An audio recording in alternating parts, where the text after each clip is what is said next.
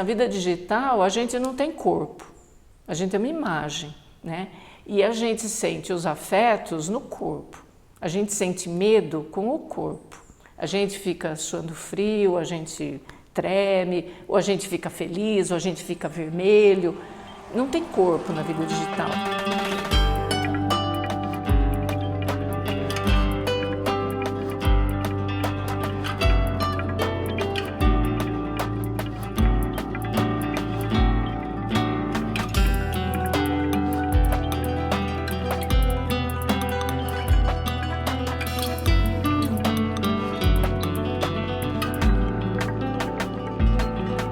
A primeira pesquisa que eu fiz sobre suicídio, foi ela que acabou indicando o caminho durante o próprio processo de campo, que levantou essa expectativa, essa perspectiva do suicídio como espetáculo.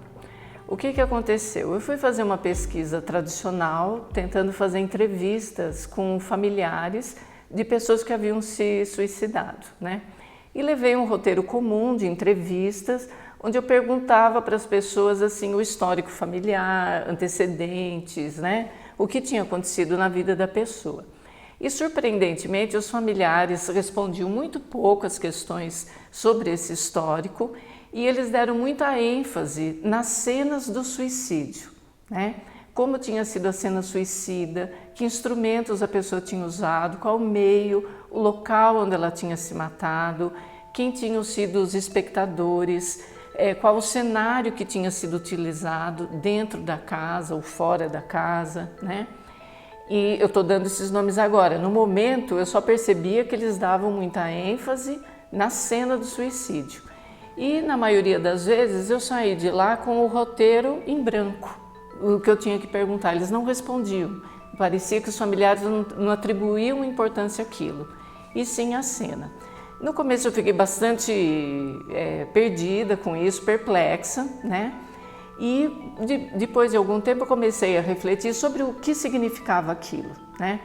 E foi um caminho construído lentamente durante a pesquisa, mas que eu acabei percebendo que as pessoas estavam me indicando que tinha uma forma de comunicação, que o ato do suicídio, ele era uma forma de comunicação, era uma mensagem que acontecia e uma mensagem visual, na medida que ela utilizava elementos de cena, de cenário, e eu acabei deduzindo que se tinha cena e se tinha cenário, a consequência final é que tivesse espectadores que iam observar essa cena, mesmo que fosse de forma póstuma, né?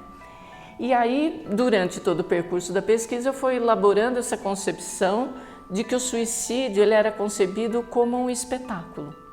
Não um espetáculo no sentido muitas vezes atribuído de que o suicídio quer chamar atenção, que a pessoa não deseja se matar, não isso, que ele era um espetáculo comunicativo, que ele produzia, que ele fazia um produto do seu ato, mesmo que às custas da própria morte, e elaborava isso de forma cultural.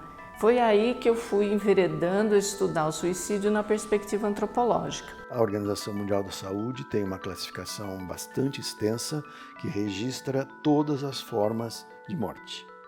Suicídio é uma delas, cujo nome oficial é lesão auto-infligida. A definição da classificação não entra nesse pormenor, mas do ponto de vista comportamental, a intenção de se dar à morte, ela é preponderante para a identificação do suicídio.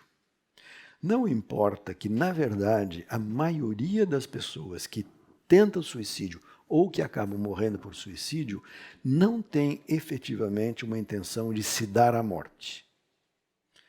Ultimamente, o que move essas pessoas é um sofrimento muito grande e um desejo de mudar uma situação.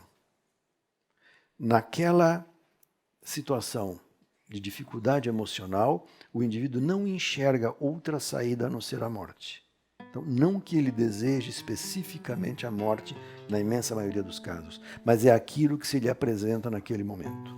E é movido, então, por esta limitação de escolhas que ele escolhe um método que ele imagina que vai removê-lo daquele sofrimento. Ao invés de procurar remover o sofrimento, o indivíduo se retira do sofrimento. e neste se retira do sofrimento, se retira da vida.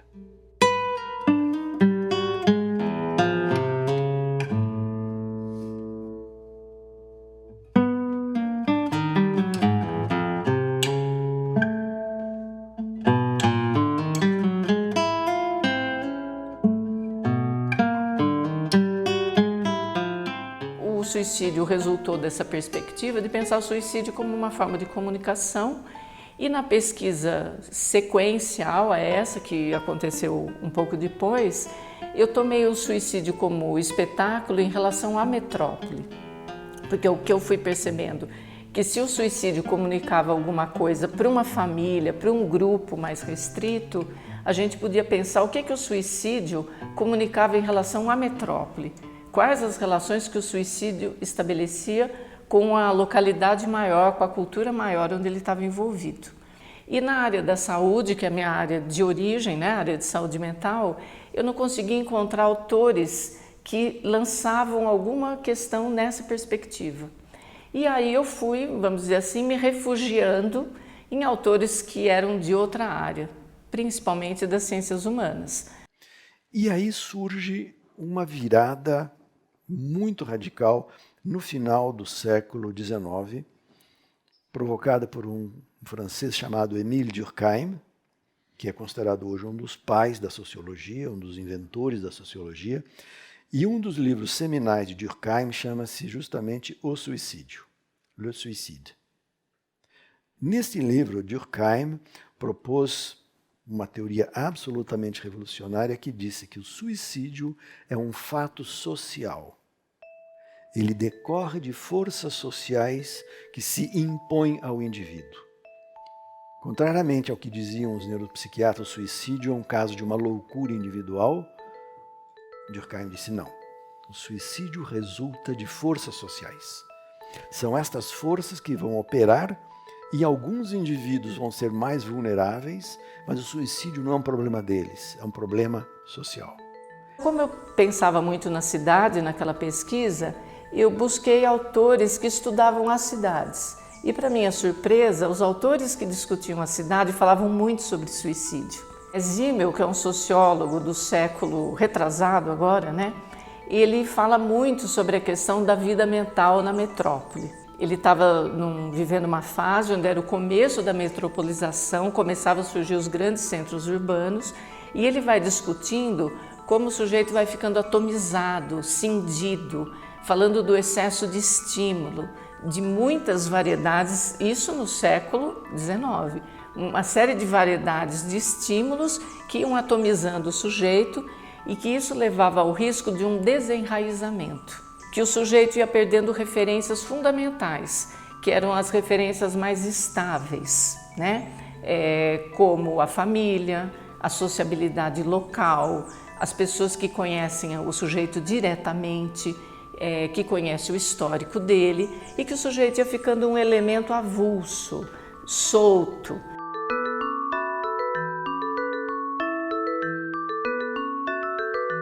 Outro autor que me marcou muito é um geógrafo, o Harvey, e ele foi muito importante porque ele foi mostrando, do ponto de vista da geografia humana, como a questão do território é importante para o sujeito se fixar e formar a sua identidade a partir de referências espaciais, porque a gente sempre pensa a identidade como algo apenas subjetivo, interno, né?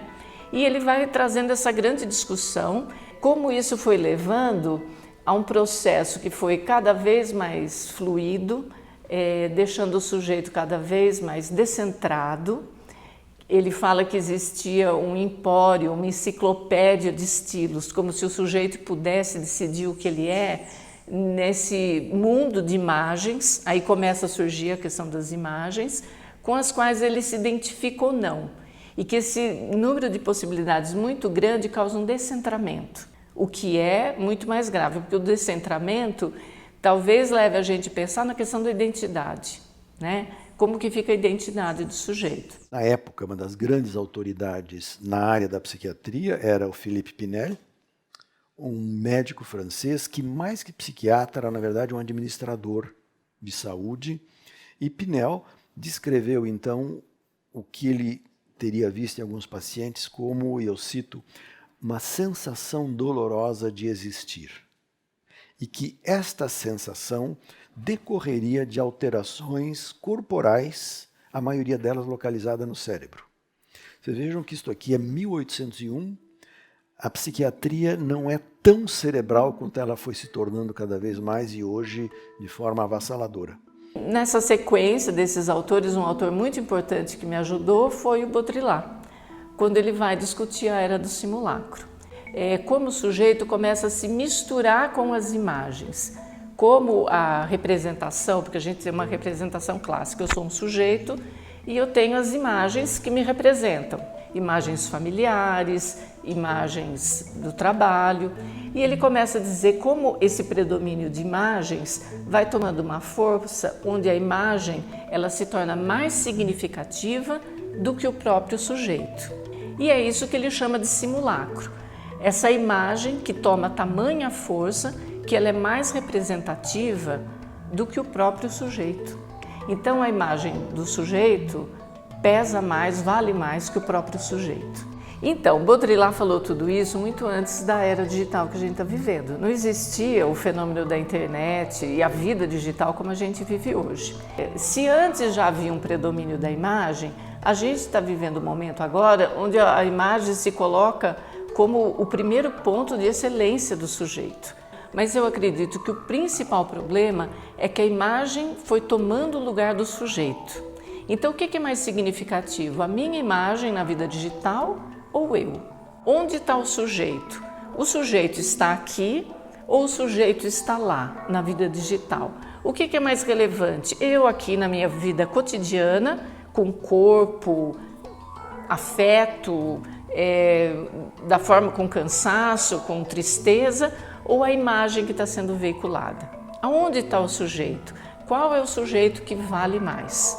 Qual é o sujeito onde é dado prioridade?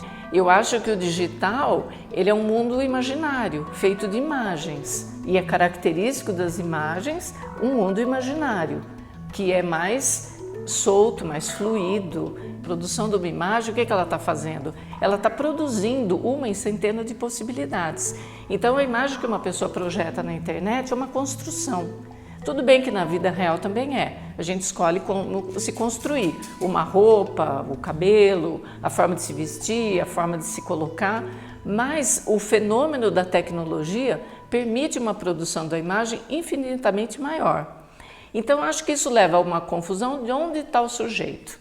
Hoje nós estamos num mundo em que há uma sucessão de imagens, sucessão de acontecimentos, sucessão de notícias, muitas delas fake news, que vai tirando da gente a capacidade de refletir.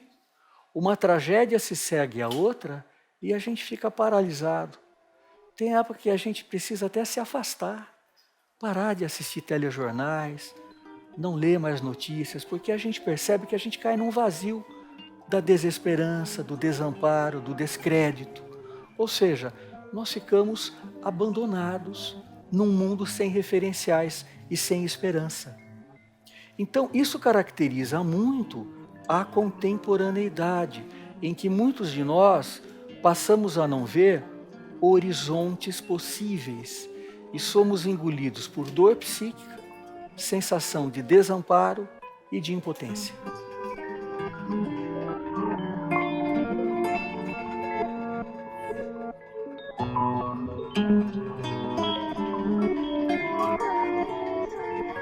Eu observo pelas pessoas que eu converso, os suicídios que eu fui acompanhando em populações mais jovens, que há um esvaziamento do sujeito. E eu acho que, de uma certa forma, as pessoas vão sentindo isso, que essa imagem tem mais valor do que o próprio sujeito. Muitas vezes, em algumas situações de cenas suicidas que aconteceram em vias públicas, sem o fenômeno da internet, pensando só na rua, muitas vezes a imagem toma o lugar do sujeito. Quando a gente vê aqueles grupos de pessoas aplaudindo, batendo palma, incitando a pessoa a pular do prédio, fica evidente que a cena suicida é mais importante que o sujeito que está se matando. Jogando tudo isso dentro da internet, na vida digital, o que acontece? É o mesmo fenômeno da cena, das imagens, do cenário, do espetáculo potencializado numa vida digital. Então eu acho que tem uma influência quase que direta, porque a pessoa constrói uma vida digital. Quando a vida digital dá algum tipo de ruído, não tem o outro anteparo. E na vida digital a gente não tem corpo, a gente tem uma imagem, né?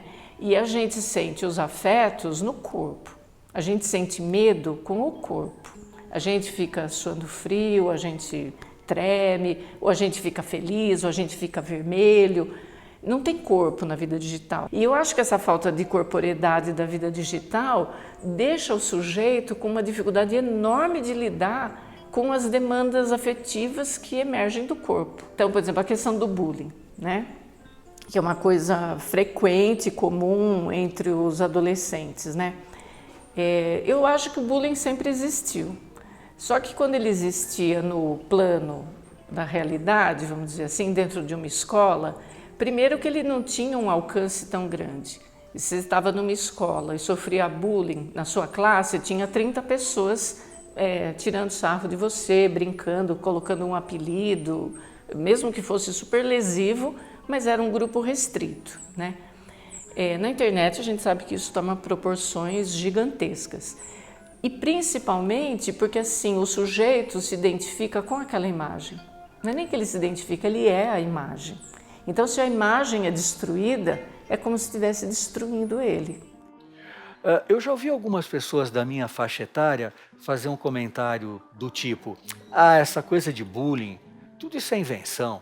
No meu tempo tinha gozação e não se dava tanta importância para bullying. Isso aí é bobagem, é frescura. Quem está dizendo isso realmente está por fora de como se estrutura a subjetividade hoje de um jovem.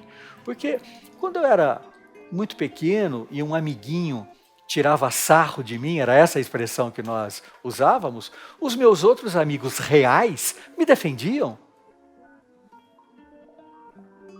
Eu era criança, brincava na rua com outras crianças, enquanto meus pais estavam com cadeiras na calçada, conversando com os vizinhos. E se alguém viesse mexer comigo, provavelmente meu pai depois falou: ô filho, aquele menino veio mexer com você, o que ele falou? Mas como? E você? Como é que você reagiu? Nós tínhamos mais ajuda. A gente não estava tão solitário, né? E o bullying, às vezes é real, por exemplo, no ambiente da escola, e depois continua o bullying virtual, num jovem que tem menos capacidade para lidar com frustração, né? Então, é por isso que o termo até mudou de nome. Às vezes a gente muda o nome de algumas coisas, que é para poder haver um pensamento novo sobre fenômenos que adquiriram uma outra conformação nos tempos atuais.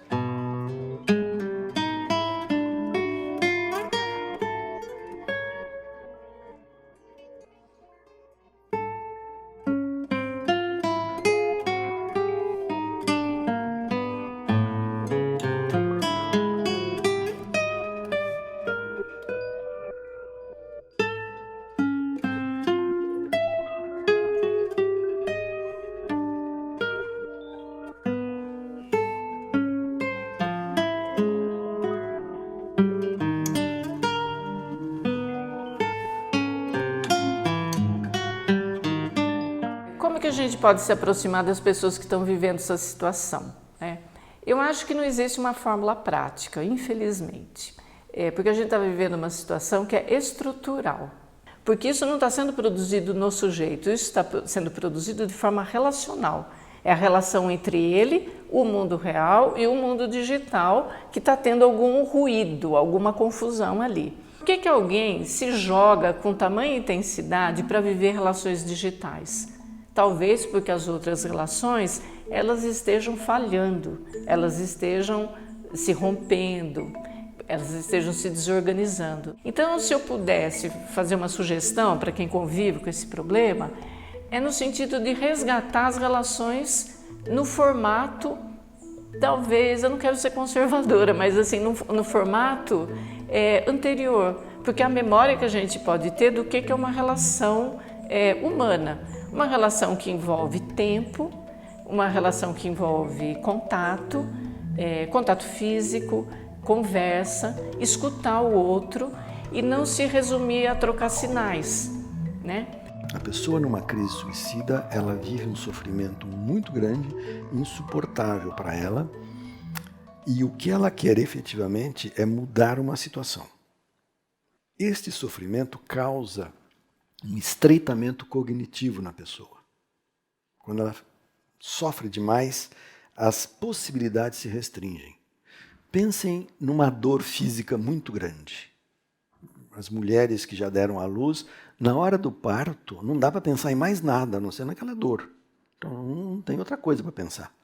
Quem já teve cólica nefrética, quem já quebrou um braço, uma perna, sabe que na hora daquela dor aguda, o mundo fica dor. Não tem mais nada. Este estreitamento cognitivo não deixa a pessoa enxergar alternativas. E leva a pessoa a uma sensação de isolamento muito grande. Eu tenho que conversar com esta pessoa e mostrar a ela que eu estou, primeiro de tudo, interessado no problema. E quando eu pergunto para a pessoa se ela está sofrendo muito, se ela pensou em morrer, se ela está pensando em acabar com sua vida, eu rompo este paradigma de que eu estou isolado, ninguém me entende. E ao contrário do que se pensa, isto reduz muito a ansiedade da pessoa, porque ela percebe que não está tão isolada assim. Ela se percebe um pouco mais compreendida. Se tem um suicídio que acontece no trabalho, a gente tem que pensar quais são as relações de trabalho que estão produzindo uma pessoa, em algumas empresas, várias pessoas se matarem na mesma semana. É melhor a gente olhar para as relações do mundo do trabalho do que olhar para o sujeito. Se é um adolescente que está imerso nesse mundo, a gente tem que olhar para essas relações. E é lógico que isso envolve apoio psicológico, muitas vezes a pessoa precisa ser medicada, mas eu acho que a gente não pode se enganar que isso está tratando a origem da questão. Então, a sugestão para mim seria essa, que as pessoas que estão envolvidas com isso, professores, educadores de forma em geral, pais, amigos, irmãos, tios, todo mundo que está envolvido, que olhe para as pessoas e que aprenda que tem que gastar um tempo.